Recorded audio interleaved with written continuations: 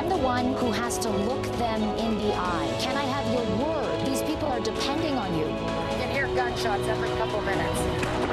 Now they're pressing in. They want desperately to tell their story. I'm Salma Abdulaziz in Kyiv, and this is CNN. Now, damning new testimony in the January 6th hearings. Former Attorney General Bill Barr emerging as a star witness against the former president, revealing he feared Trump was, quote, detached from reality as he pushed bogus claims of election fraud. I'll talk to a key member of the Select Committee this hour. Also tonight, after yet another weekend of mass shootings and nationwide protests, senators are now racing to firm up a new bipartisan framework on gun reform. Top Democrats say they're trying to seize the momentum and hammer out a bill as soon as possible, with 10 Republicans now on board. We want to welcome our viewers here in the United States and around the world. I'm Wolf Blitzer. You're in the Situation Room.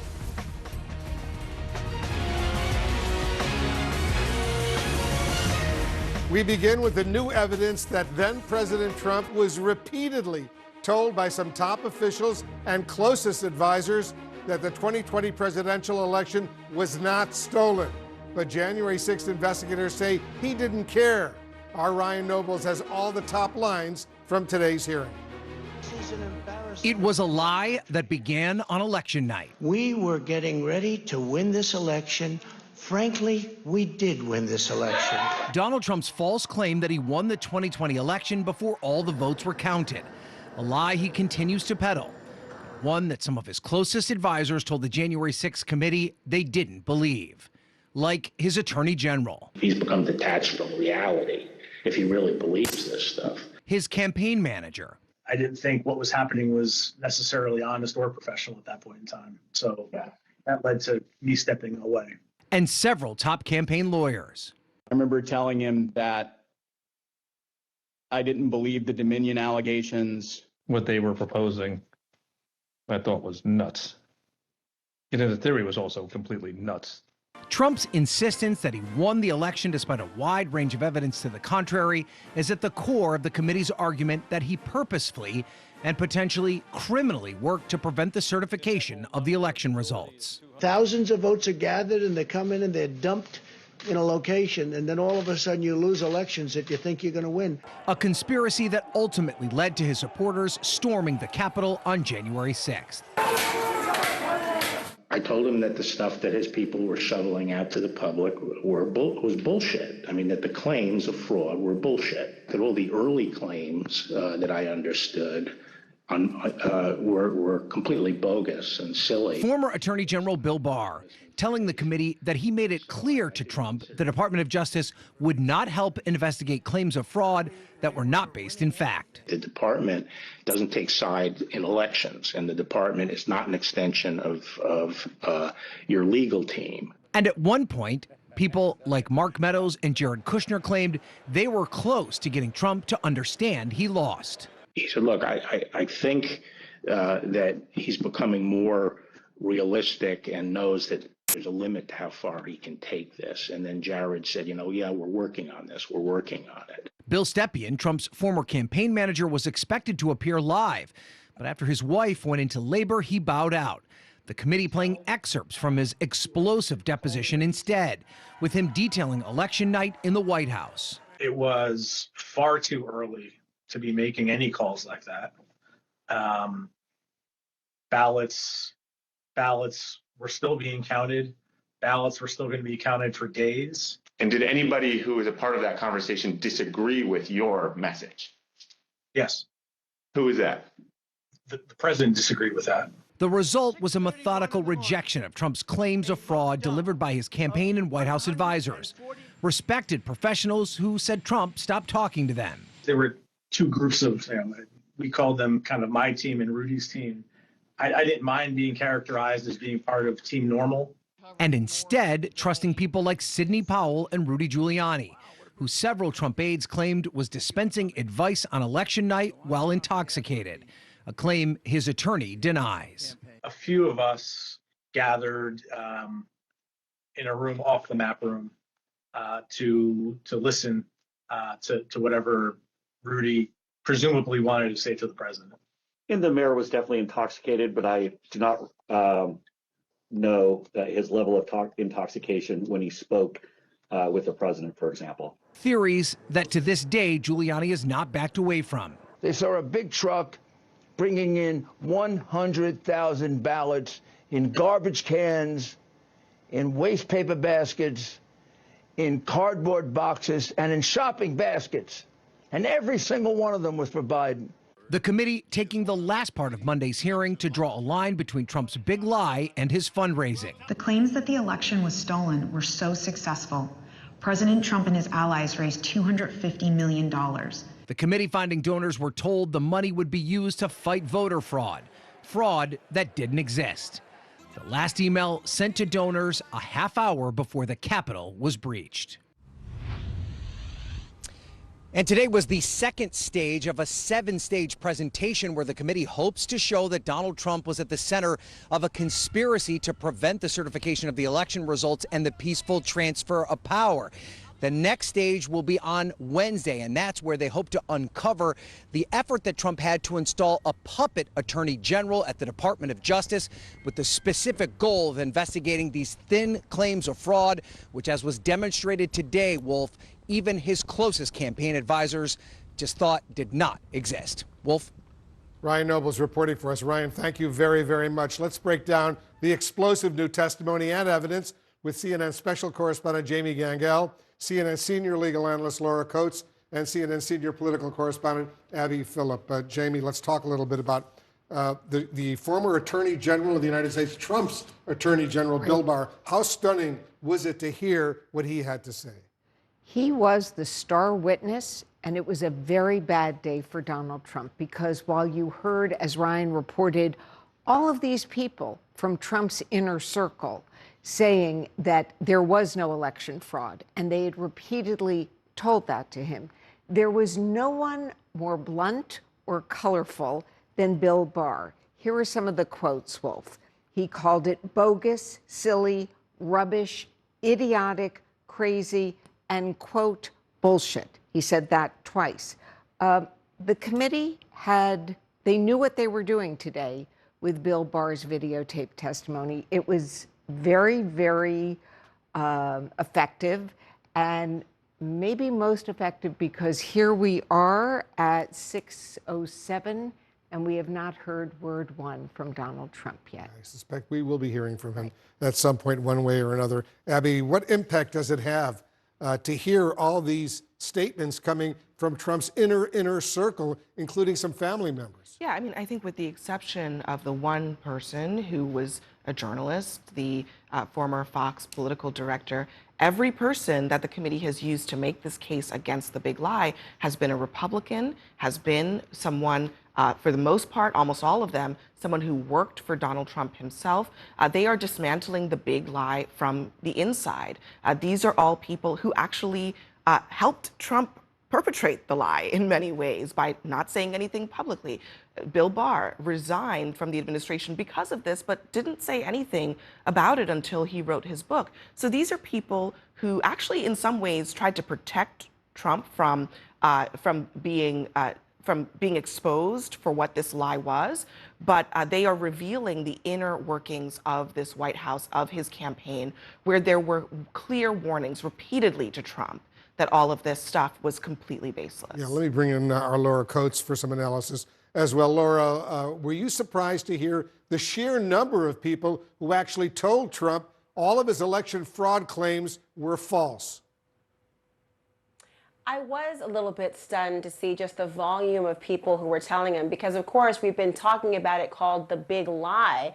We didn't realize the magnitude and the scope of the big lie because so many people were alerting the president of the United States that in fact was not truthful. And there's a difference, as you well know, between believing something and wanting it to be true. And what they laid out today and over the course of these two hearings has been that distinction of what people were telling him he wanted to be true, looking for an army of yes men to say, hey, here is the self-fulfilling prophecy that I'd like to actually come true. And it turns out that not only his his top advisors, the top law enforcement officer of the land, Bill Barr, his campaign lawyers, his campaign members, those within the White House, those in the inner orbit were all saying this is not true, which means that you have to look towards whether he was fraudulent and deceptive and knowingly trying to obstruct an official act of Congress by trying to plant these little seeds of doubt such that others would become an army of yes men for the President of the United States. It's very foreboding, and we're just getting started. This is only day 2, Wolf. You're absolutely right. You know, Jamie, it seems like almost everyone around Trump knew and agreed, based on their sworn statements and the depositions, that Trump lost the election. But Trump was refusing to listen to them, refusing to accept that. Instead, he was relying heavily on Rudy Giuliani, for example. And during the sworn statements, the depositions, several of these individuals were saying Giuliani was drunk. And Bill Barr said at one point that, and I think Jeff Rosen did in testimony, that even when they spoke to Trump, he didn't push back, but he just didn't want to know the facts. So what did he do? He went with Rudy, he went with Jen Ellis, he went with Sidney Powell, because they told him what he wanted to hear. He didn't want to give up, but as Bill Barr called those lawyers, quote, the clown car. The thing that will happen now is, what does this mean? He was told repeatedly there was no fraud. I'm told the committee, the next place they're taking it is, he was told that if he continued down this road, there could be violence, and that leads to January 6th. Abby, is the committee trying to build a legal case potentially against Trump by following the so-called money trail? I think that they're trying to collect all the evidence, put it out in the public sphere, and we know that they are planning to turn over what they have to the Justice Department. The committee members, including Congresswoman Zoe Lofgren, who was here earlier, they're being very careful to say, we don't know what the criminality element of all of this is, but there's certainly a grift element of it, where people were making money off of this lie, the Trump family and those connected to him. And I do think that there is, especially for the individuals who we now know are knowingly perpetrating the big lie, in part through their silence, but also by, we've got the campaign manager of the Trump campaign who's ultimately responsible for what goes out. These emails, dozens of them, hundreds of them, going out, collecting money from unsuspecting followers on this lie. Is that criminal? I think that's a big question going down the road. Let me get some legal analysis from Laura. How likely is it, Laura, that any of this is going to result in criminal charges against Trump? Well, it's looking increasingly likely, given that they're trying to methodically lay out a case to really talk to the DOJ. But remember, their audience is not just an actual criminal jury or a jury of Merrick Garland, but also a jury of the electorate. Part of what they've made very clear is that they're hoping people will understand about the ongoing threat of a threat to our democracy, and perhaps not a republic we can keep, and sort of laying out that particular case. But remember, day one, they spoke about the idea of having cooperating witnesses that the DOJ had. So they may actually have their own independent investigation that we may not yet know about, that's wholly independent of whatever this committee puts forth for the American people. Laura Coates, thank you. Jamie Gangel, Abby Phillip, thanks to you as well. Important note, Laura will have more on the hearings when she anchors CNN Tonight, later tonight, 9 p.m. Eastern. Just ahead, the Select Committee says it has evidence that Trump and his family personally benefited from phony claims of election fraud, including Donald Trump Jr.'s fiancée, Kimberly Guilfoyle. We'll break it down with a key member of the committee. That's next. June 20th, a CNN concert event. Let's celebrate, educate, and lift every voice. Juneteenth, a global celebration for freedom. Live from the Hollywood Bowl, only on CNN. So much of business travel now is mixed with leisure. People are working from abroad. But yes, certainly the consulting trips, the Monday through Thursday, they are back and happening. Consultants are back on the road, engineers who need to do those factory visits, people in sales. So it's not quite off a cliff like people thought. But I think especially once that testing requirement is lifted, and I think businesses will feel more comfortable sending people out. But it will come back, but it'll just look a little bit different than what it used to. whenever that testing requirement's lifted, we're going to see a shoot up in demand, especially international. And we're projecting at the point sky that airfare is going to continue rising steadily into June. It might taper off, but we'll see. But in general, booking last minute is not a smart bet in 2022.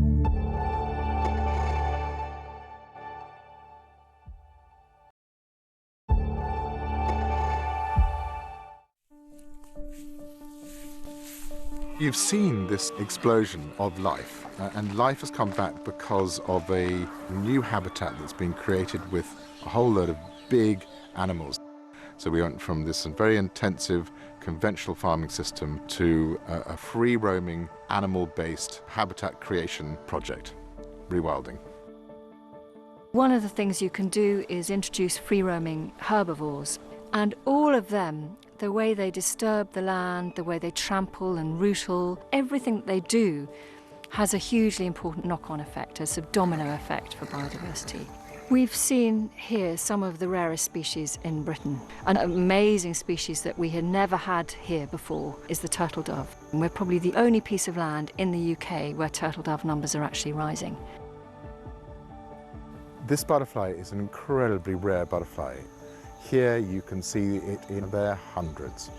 It's about kicking off natural processes again in a system, and then as human beings trying to stand back from it as much as possible and let nature perform.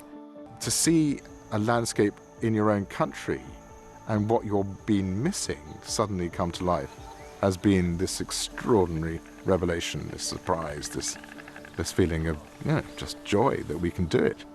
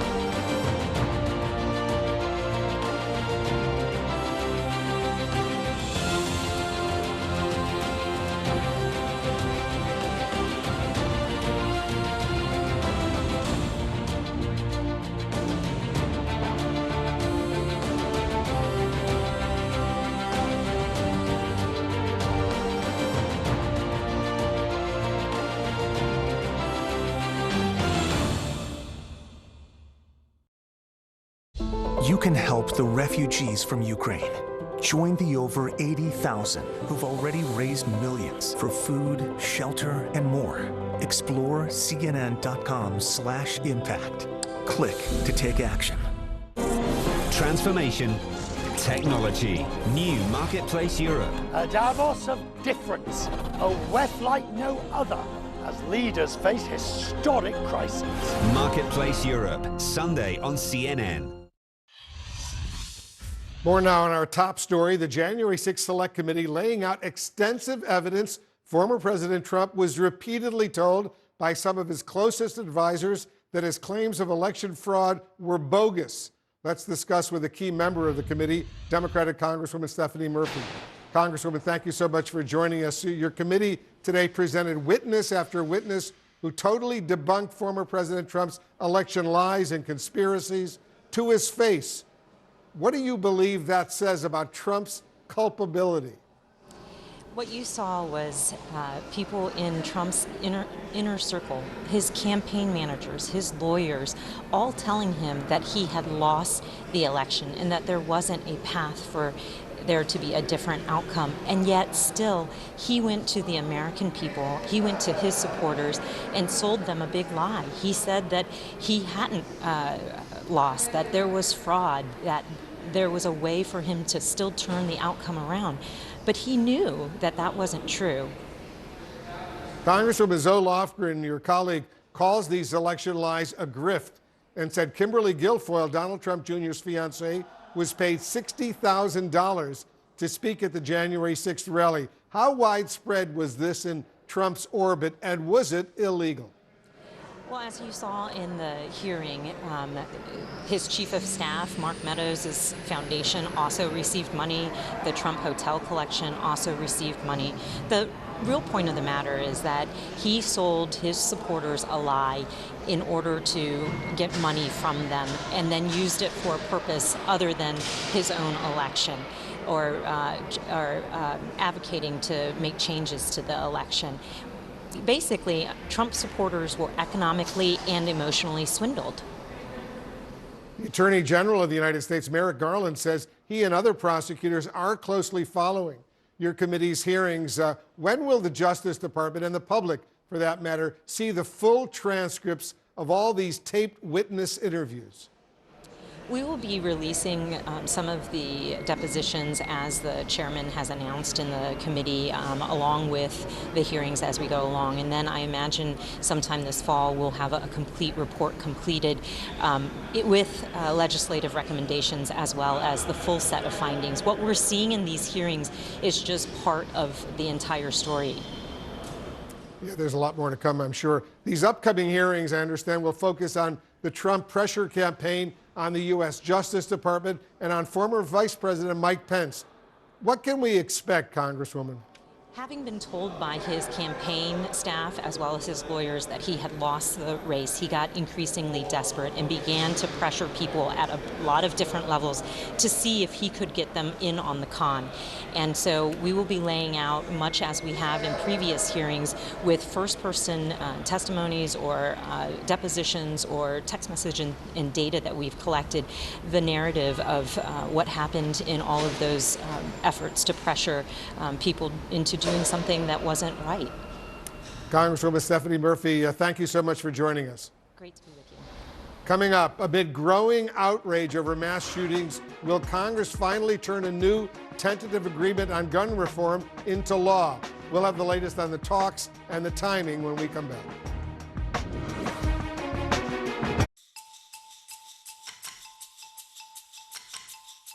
Africa Avant-Garde in association with Access Bank. More than banking. We need to start developing more writers. As a producer, I'm always on the lookout for new voices, new writers, because those are the foundations of good storytelling. The best advice I've ever received is to never stop writing, because once you start practicing the thing that you want to get good at, you start having all those inflicting thoughts of, am I good enough? To find your voice as a filmmaker or to tell stories that have deep impact, they have to be stories that affect you yourself. If it doesn't affect you, you can't translate that into a story. Whatever you write will be superficial. So first, if you're going to tell a story that is honest, it has to be honest to you first. This is CNN. More people get their news from CNN than any other news source. Advancement, adaptation, new Marketplace Middle East. From digital banking to biometric payments, we take a look at innovation and technology in the future of finance. Marketplace Middle East, Saturday on CNN. Mainland China tolerates no signs of dissent whatsoever. Are you anticipating dozens of people being prosecuted? Hundreds? Thousands? Stories of mass internment camps have been trickling out. Do you think you'll see your husband again? This period of mourning is taking place in a real climate of fear. The humanitarian crisis that is unfolding in front of our eyes here. This is one of the cells? Come on in here. We're flying over ISIS front lines. This is the only protection we have. The nerves are still very much on edge. Firefighters have been battling this blaze for weeks. What do you say to people who question climate change? We need to do something now. Ivan Watson, CNN.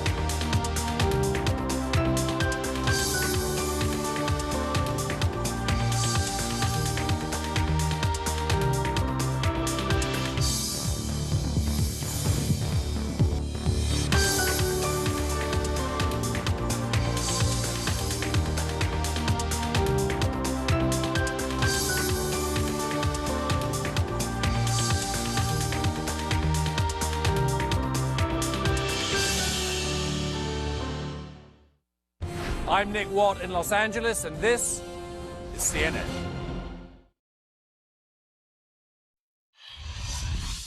Tonight, the Senate is hammering out details on what could become the first major gun reform law here in the U.S. in more than 25 years. Let's get an update from CNN's Lauren Fox. She's up on Capitol Hill. Lauren, walk us through this framework deal and the 10 Republicans who are tentatively on board.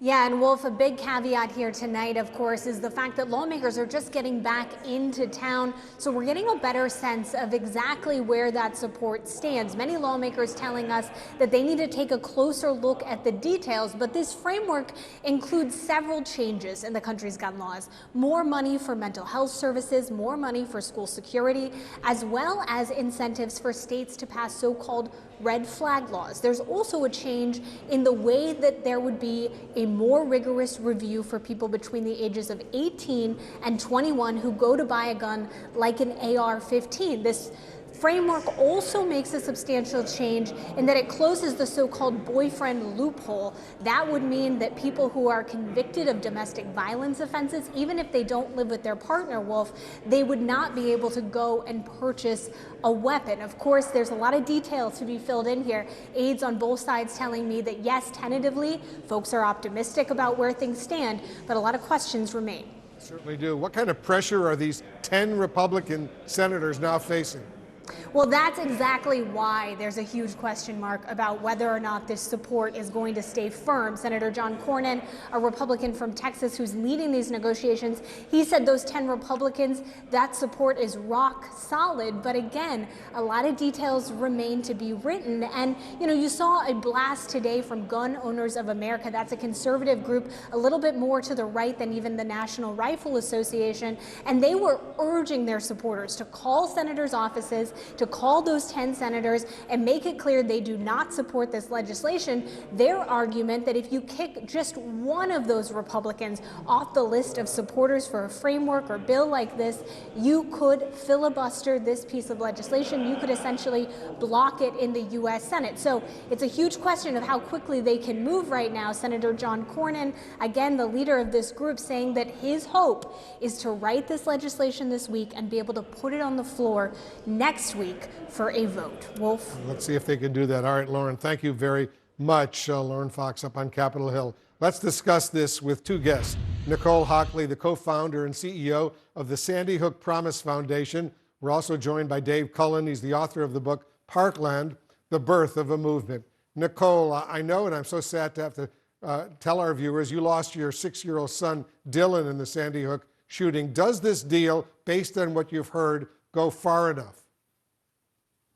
Well, it's going to go too far for some people and not far enough for others. What I'm focused on is that this is the biggest progress we've had in over 25 years. And anything that takes measures to save lives and start to look after the people, I am all for that. Dave, I know you've been covering these mass shootings here in the United States for decades. Do you see specifics in this proposed deal that will meaningfully reduce gun violence in the United States? I think it will reduce some. The word, that's a tough word, meaningful. It will definitely have an impact on some, save some lives. It doesn't go nearly far enough. It's not sort of like the biggest ticket items. I think the New York Times, really, their analysis today hit it just right, that said that it's a lot less than Democrats were hoping for or have pushed for or passed in the House, but more than they expected. It is more than I expected, frankly, and not nearly enough. I think the big thing here, the big question will be, is it a first step? And what the gun safety side needs desperately is some momentum. I was talking to a major pollster for the gun safety side last night who said, the despair and the feeling of hopelessness after these things has really held back. So they need to win. And this may help. Nicole, Congress, as you well know, failed to act after Sandy Hook. What's your message to the senators now who can make or break this proposed deal? Well, my message to all the senators is definitely support this, agree the detail, get this to the vote. And I would like to see more than 10 Republican senators sign on to this. I think it's important. I think everyone sees the writing on the wall here. The American people are not prepared to let this violence continue. And I do believe this is a first step. And I think this is how our Congress can show that they can work together and put constituents' lives ahead of their political careers. Dave, it's not just the latest mass shootings in Uvalde, Texas, and Buffalo, New York. Just look at the wave of shootings over this past weekend here in the U.S. Has the seemingly never-ending daily gun violence in America created the conditions for Congress actually to do something? What do you think? I think it may have. You know, I've been researching a very big magazine piece about the history of this movement and where it sort of faltered and had difficulty. And there's been a big change in the polling over the last 10 years, which is that most America has been very frustrated, you know, with things like background checks, polling in the 90s. So most of these measures passing in the 70s, 80s, 90s, really increasingly frustrated. And about 10 years ago, the focus group, a lot of the work they were doing showed like people were really sad and depressed about that. Has really changed to anger in the last 3 to 5 years. And anger has also become focused, where people typically 10 years ago were holding the NRA responsible, and they felt like they're the villains here. They're the ones standing in the way of what most America wants. In the last 10 years, that's really changed dramatically, that people are also seeing their legislators, perhaps especially Congress, becoming the villains, as like they're the ones not doing anything. And I think that's why you'll see something. I really was interested. Thought it was interesting that Susan Collins, her quote in the Times today was that she went back to her district or her state in Maine, which is, you know, pretty middle of the road state. You know, they elected her. They keep electing her, and everyone's saying that we have to do something. People on both sides, even gun owners, it's a very big gun-owning state, have to do something. And I think some of the Republicans who have been for 50 years or however long their career, just like we're not giving an inch on anything, are hearing from their constituents that that's not going to fly anymore, that they want to do something and holding them responsible. So I think that's why you're seeing some of the push. It's some of the Republicans realizing it's no longer a safe vote for them to vote. It's a dramatic moment indeed. Dave Cullen, Nicole Hockley, thanks to both of you for joining us. Let's see what happens down the road. Just ahead, we'll have an update from the war zone in Ukraine, where President Zelensky now says the battle for the Donbas region is one of the most brutal in all of Europe.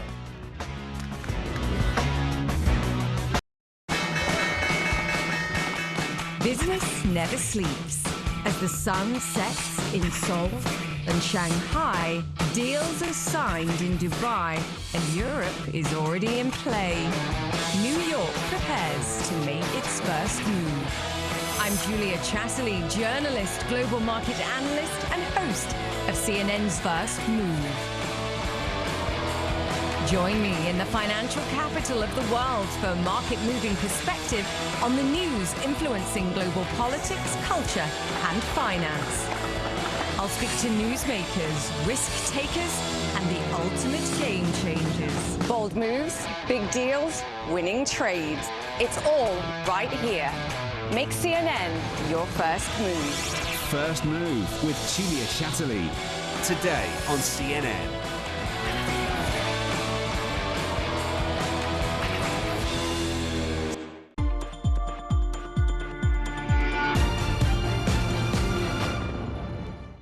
Being a Restovac robs these children of their soul. They never feel like they're valued. I remember one of the girls said to me, "It's as if I'm living, but I don't exist."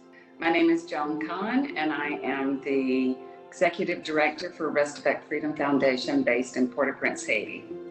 Restovac Freedom Foundation works with children who are living as Restovac. It's a form of child slavery. Many of them work from sunup to sundown. They do most of the chores for the family.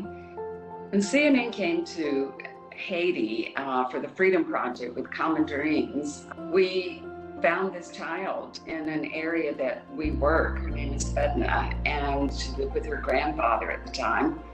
And we went to visit the grandfather and asked if he would allow her to go to school. And he agreed to do that. And so we actually took her and enrolled her in school for the first time. She was 9 years old. Now Fedna is 20, and so she's in the 10th grade. They get a really late start on life, but at least they are able to be part of society. And I think just seeing these children become visible to people is a powerful thing.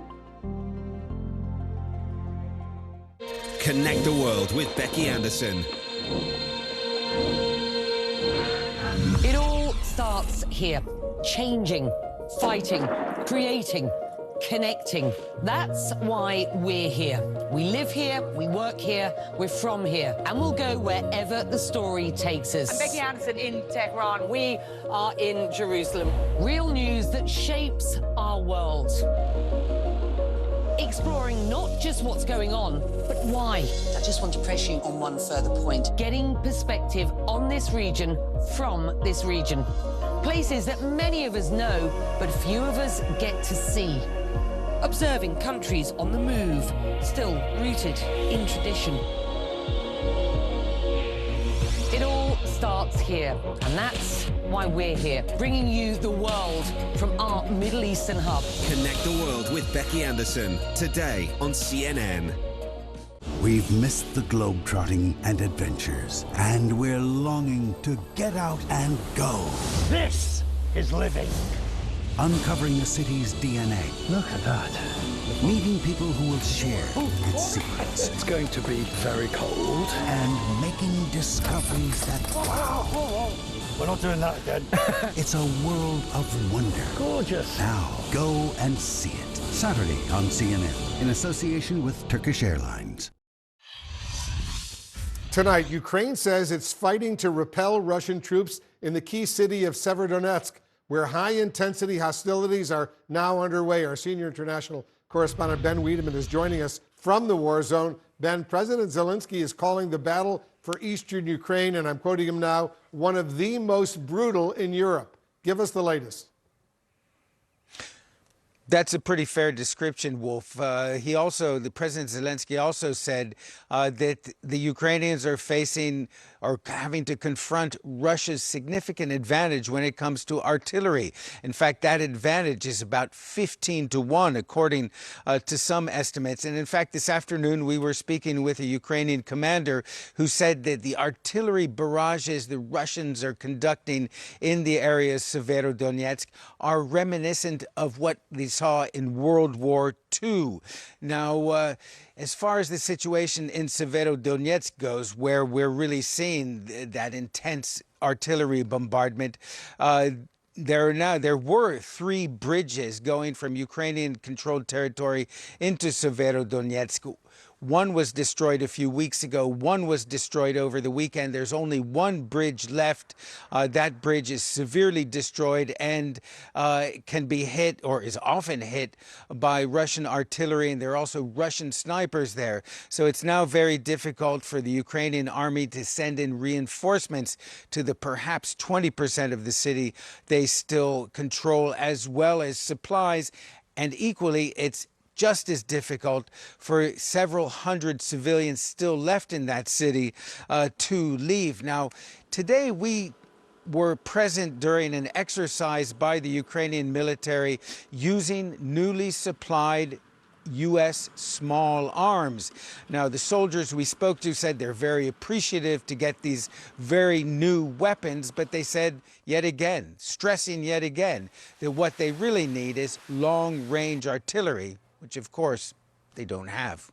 Wolf? Not yet. We'll see if they get it. CNN's Ben Wiedemann. Thank you very, very much. Stay safe over there in the war zone. Turning now to the Kremlin's latest efforts to try to justify this conflict to the Russian public.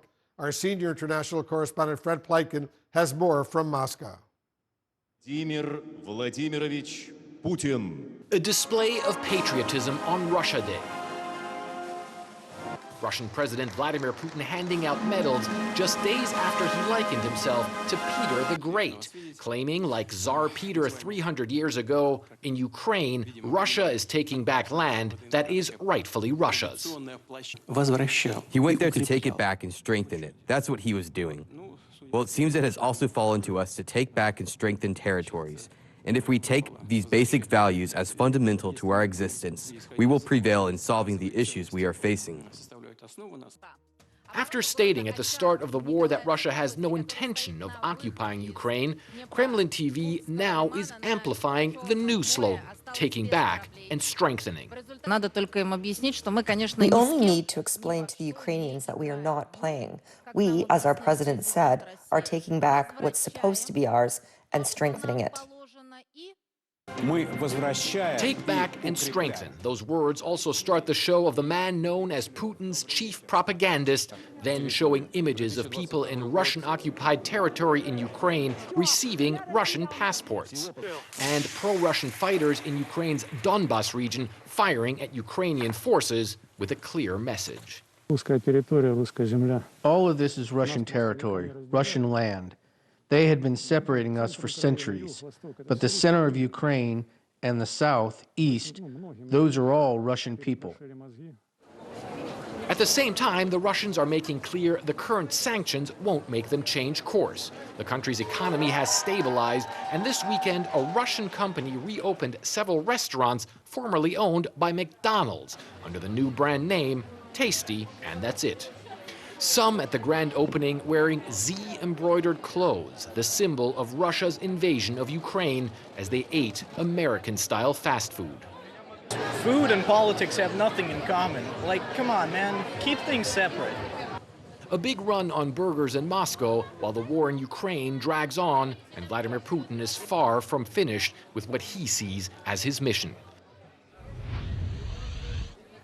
And Wolf, some of the U.S.'s northern and northeastern NATO allies very concerned about some of the things that they're hearing there from the Kremlin. Certainly, if you look at Estonia, for instance, they have a significant ethnic Russian population. Lithuania, there's currently a motion in Russian parliament by one parliamentarian to essentially try and get rid of the independence of Lithuania, or Russia recognizing that independence. And then Finland, which of course is looking to join NATO, they also have a very large ethnic Russian population. It seems as though Vladimir Putin was saying any lands that the Russians consider to have been Russian at some point are up for grabs. So certainly one of the things that are being asked is, where does Vladimir Putin plan to stop? Yeah, it's so disturbing. Fred Pleitgen reporting from Moscow. Thank you very much. Coming up, are America's youngest children finally on the verge of getting COVID vaccines? We have new data on the Pfizer and Moderna COVID shots. We'll share that with you right after the break.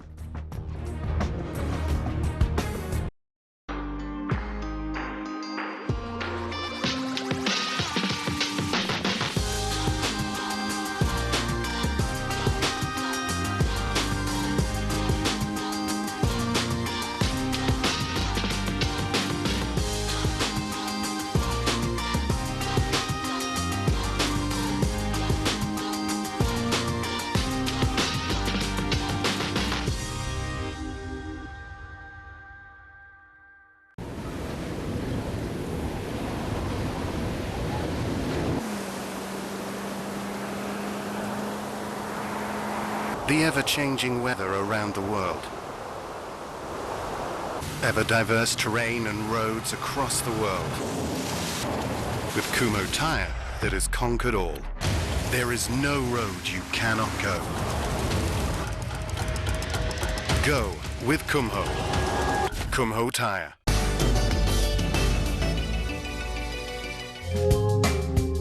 Cesar de Trey, a manufacturer of gold dentures in England, traveled to India, then part of the British Empire, in 1930 to sell his wares to officers in the British Army.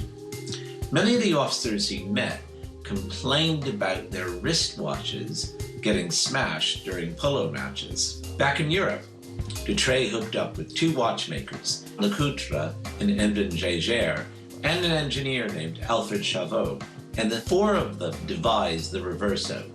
Now, the unique feature of the Reverso is that the case slides and flips over, so the glass part of the watch, the crystal, is not exposed. What is exposed is a solid metal back, which can withstand any bumps and smashes during a polo match or any other sport. I'm Paula Hancock in Seoul. This is CNN.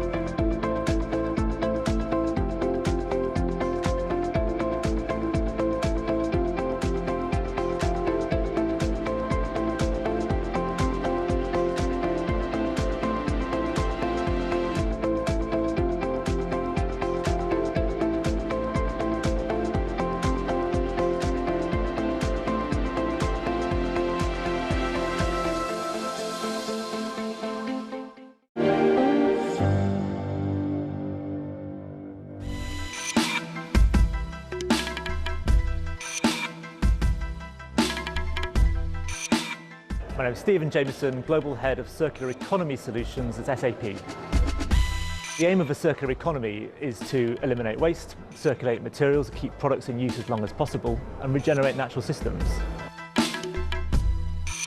We're talking about a fundamental reworking of how we deliver the economy. At the moment, we're based upon an extractive system which depends upon nature, but is ultimately extractive. That will only go one way in the long term. A regenerative economy ultimately creates abundance of opportunity, abundance of materials, abundance of resources that enable us to thrive as a species and thrive as a piece of nature and as a part of nature. Trends, tech, new, Marketplace Asia. Travel and tourism in Asia, how airlines new and old are navigating a post-pandemic world. Marketplace Asia, Saturday on CNN. Very important news tonight on the COVID vaccine front. An FDA review found the shots from Moderna and Pfizer are both safe and effective in the youngest children. Let's get reaction from CNN medical analyst Dr. Leana Wen. Dr. Wen, thanks for joining us. Walk us through what exactly this new data shows. Well, first of all, Wolf, this is monumental for parents like me, parents of young children who have been waiting. I mean, it's been a year and a half since adults have first been able to get the COVID vaccine, and it's really important that the independent FDA analysis found that both the Pfizer and Moderna vaccines are safe and effective. So let's go through the data. The Pfizer vaccine is a 3-dose vaccine. It is 1/10 the adult dose, and there are 3 doses. So the first 2 doses are given 3 weeks apart. The third dose is given about 8 weeks after the first 2, and they found that these 3 doses are about 80% effective in this younger age group. The Moderna vaccine is a little bit less effective. It's between 37 to 51% effective against protecting against symptomatic infection, but it's a 2-dose vaccine. That's about a quarter of the dose of the adult dose, and they're given 4 weeks apart. So the good news, the takeaway from all of this is that both seem to be safe and very effective, and I am very optimistic about the FDA and CDC reviews of these data this week. I hope that they will find that both of these vaccines will be authorized and recommended, which means that we could see shots going into arms as early as next week. As early as next week, that's pretty impressive. If health officials give the green light to both the Pfizer and Moderna vaccines for this youngest age group, kids under 5, how should parents decide which vaccine to go with? Well, I think a lot of parents are going to choose based on convenience, as in parents trust their pediatrician. Whichever vaccine their pediatrician's office has in supply is probably the one that they're going to go with.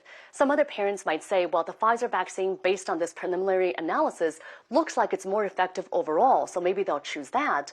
But other parents might say, well, I don't want to wait the additional 2 months to get the 3rd dose. I'd rather go with the 2 doses of the Moderna vaccine, because at least you'll have more effective protection sooner. They might go with the Moderna vaccine. But in either case, I'm really thrilled to have the option for parents. Hopefully, both the FDA and CDC will sign off, and I really trust that they will go through a very thorough, very deliberate regulatory process, and I know that I will be very eager to get both of my kids vaccinated as soon as possible. So what's your bottom line message to parents who are hesitant?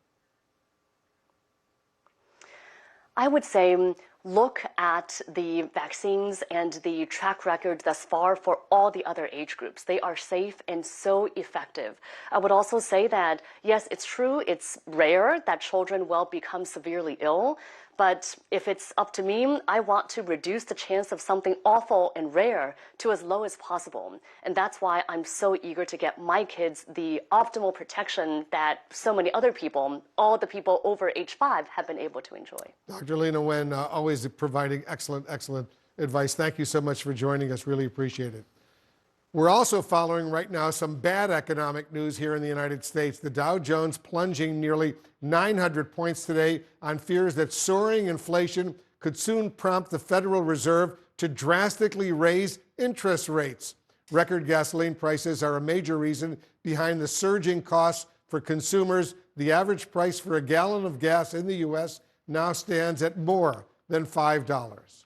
Just ahead, an alleged white nationalist plot disrupted in Idaho after police arrest 31 people who they say had plans to riot at a pride parade.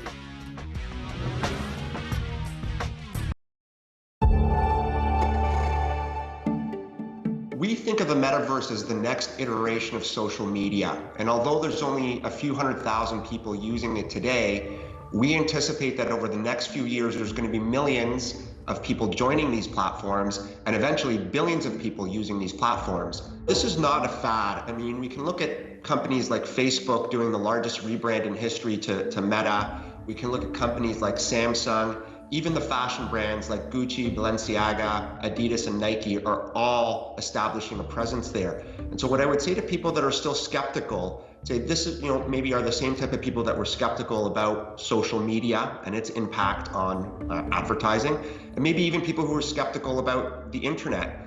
My prediction is that within 24 months, every single large corporation is going to have to need a presence in the metaverse in the same way that they need a website. June 20th, a CNN concert event. Let's celebrate, educate, and lift every voice. Juneteenth, a global celebration for freedom. Live from the Hollywood Bowl, only on CNN.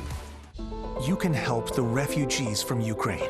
Join the over 80,000 who've already raised millions for food, shelter, and more. Explore cnn.com/impact. Click to take action. On the next Living Golf, discover the history of the sport in Sweden. How do they keep producing some of the world's best golfers? Hear from rising stars. I think it's just more fun when a Swede wins. Then visit the region's flagship event, the Scandinavian Mixed, and sit down with Europe's next Ryder Cup captain, Henrik Stenson. This is where it all started for me. Living Golf, Saturday on CNN, in association with Golf Saudi. Transformation, technology, new Marketplace Europe. A Davos of difference, a WEF like no other, as leaders face historic crises. Marketplace Europe, Sunday on CNN. I'm Salma Abdulaziz in Kyiv, and this is CNN.